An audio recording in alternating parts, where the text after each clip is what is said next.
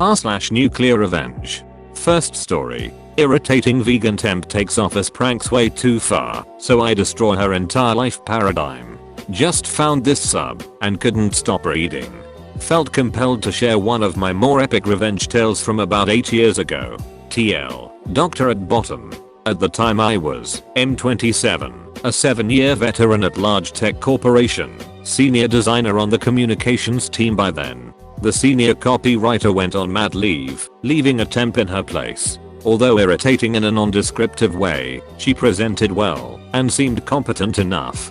For later context, she was also an Uber dog lover and a staunch and righteous vegan SJW. There were frequent, mutual, and innocent team pranks. Things like replacing a box of diet cookies with a box of Krispy Kremes, or covering the laser on someone's mouse, like, "Oh you dog, you got me," kind of things. "Now let me fix that and let you get back to work." Being desperate for acceptance, new temp started taking things a bit far and seemed to focus pranks directly towards me. Even after a few subtle reprimands from our manager, she continued. Things like slipping inappropriate photos or comments into a PowerPoint presentation on the shared drive I was about to give, or fake crying during morning stand-up just to gauge reactions. Her novelty wore off fast. Fast forward to the morning after my birthday. She knew I was going to be hungover. I get to my desk, red-eyed and thirsty as hell. Grabbed my water bottle at my desk, which I always kept full, and started chugging like it was going to save my life. It was straight vodka. At least 2 full swallows before I realized. I go straight for my garbage bin to throw up.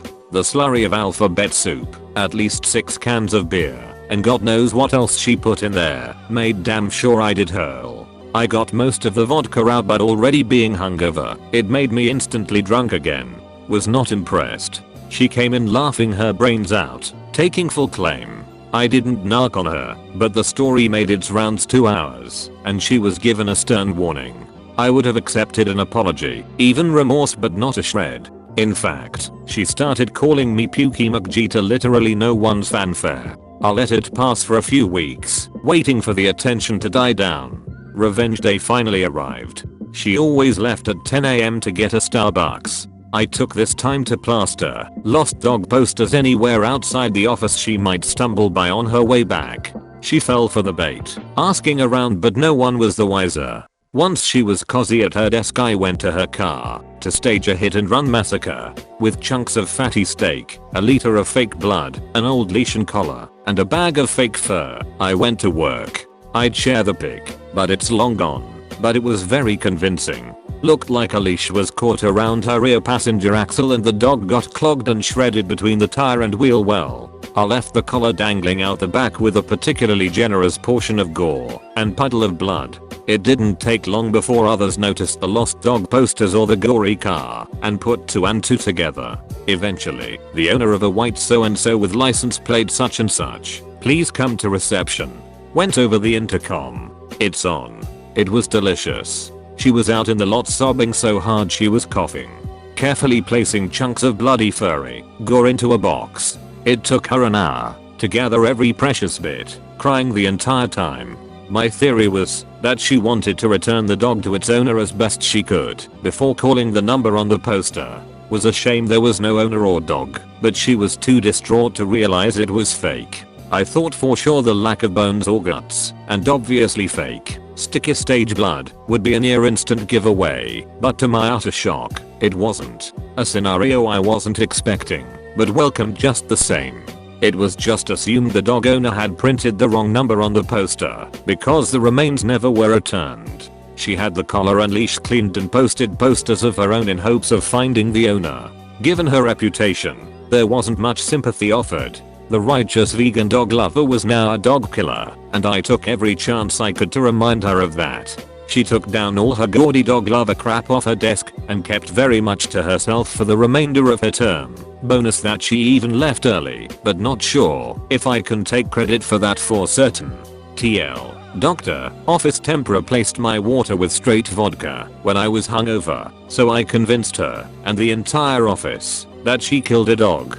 Disclaimer. For those that will likely claim she just liked me and wanted my attention.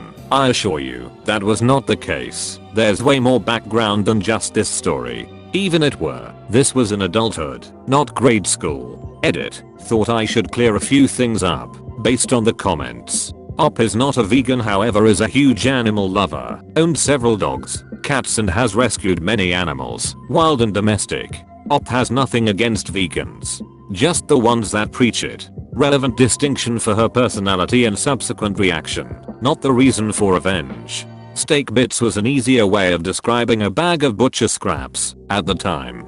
To make it clear to the ones that thought this was petty revenge for minor inconveniences, here is a list of some of the more inconvenient pranks. Replacing water with vodka was just the last straw and is tantamount to poisoning, illegal and quite possibly fatal. Medication alone could seal that deal quite quickly. Hiding car keys then leaving wasted hours of people's lives, but was welcome news to cab companies. Pulling fuses from cars is dangerous, again could be fatal. Brake lights, headlights, airbags, all very important, you should think right. Releasing tire pressure, does your office have an air compressor on hand? Lacing others' presentations with profanity and photos could be career ending. Not inconvenient to have to check every file before sending or presenting.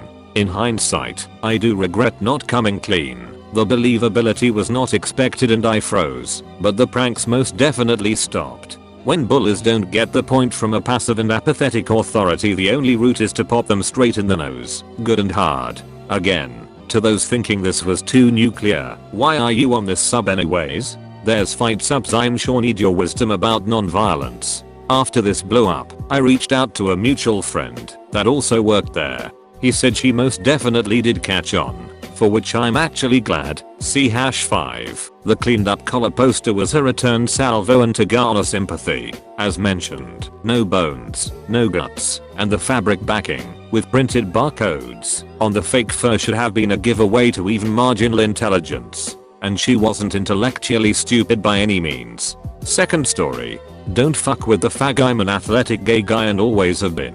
I was also born and raised in Texas, so you can imagine some of the goings on in my younger years, when being homosexual was less accepted. This was a little over 10 years ago. Freshman year, I'm on the basketball team.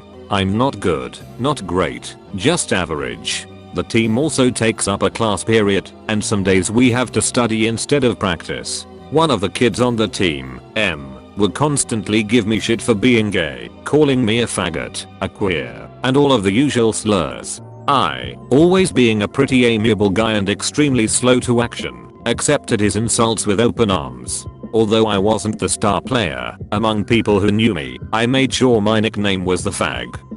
I'd answer yes to every "does ass taste good?" or "do you have a body count?" I never let it show, but this constant disrespect towards me and other people, including teachers, really got to me. He would harass my friends, pick on the boys, catcall and make lewd comments to the girls. He was the kind of kid who'd do a fake yes sir to a teacher who was getting onto him about something. That's when a little birdie told me his dad had died 3 years ago and his mom was an alcoholic. Despite the fact that I now had this knowledge, I held on to it until I had my chance. M liked to shove people around, but he never did me because I was pretty popular and matched him physically. Like I said, that didn't stop him from picking on people close to me. I started preparing for the fight I knew would come, working bags, learning footing, all the good stuff. After 3 months of preparation, I felt ready. He came upon me in the bathroom. Talked some smack I don't remember.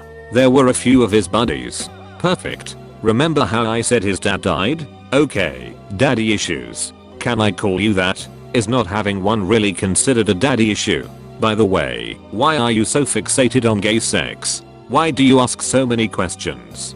Do you want to try it? Or was the last thing your dad did to teach you how to suck cock? Admittedly, not the best as I type it out, but mean enough. This got him enraged. All the better. He charged at me through the narrow part of the bathroom. My back was to the wall, and he was moving too fast. I got out of the way and he harmlessly flung himself against the wall. Harmlessly for him and me. Well, not for long. He had to shift his weight. I to his side had already done so. It was a one-punch KO to the side of the jaw. This kid had never been in a real fight before. It only took me raising a middle finger at the 3 friends he had brought with him to make them reconsider their dedication to the mission at hand. Next, I kicked him in the face while he was down 4 times. My shoes were smeared with blood. I kicked him in the balls a fair few times after that, spat onto the back of his head and walked away. I never talked to him again. I never cared how he was doing today, but I had seen his face and it certainly wasn't the one he had been born with. Naturally, word of the fight spread around. I got in some big trouble, suspension, but the motto "don't fuck with the facts" spread around real quick. As far as I know, nobody ever did. Thanks for the platinum. Also, I'm loving the gay jokes and puns. Keep it up. I put some in there on purpose. I never said I didn't regret my actions that day. I don't condone violence. I just think this story is fitting for r/NuclearRevenge.